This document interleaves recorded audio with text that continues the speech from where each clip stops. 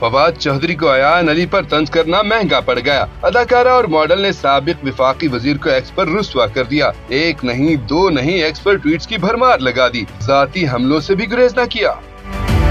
अयान अली ने फवाद चौधरी का वो बयान शेयर किया जिसमें वो कह रहे थे कि मौजूदा हुकूमत को मोदी सरकार और अयान अली के अलावा कोई नहीं मानता।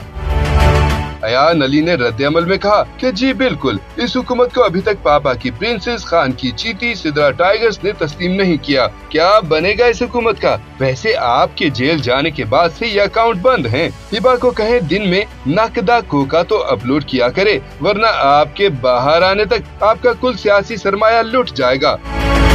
फिर दूसरे ट्वीट में सनम जावेद खान की वीडियो लगाते हुए लिखा कि जेल से याद आया, इमरान खान ने आपको सेनेट की टिकट नहीं दी। माना आपकी खिदमत मखसूस टिकट होल्डर्स जितनी नहीं, मगर सनम जावेद को जमान पाक लाने वाले तो आप ही थे। आपका ही पत्ता साफ कर गयी। कोई बात नहीं, जमाना ही ऐसा है, कौन याद रखता है।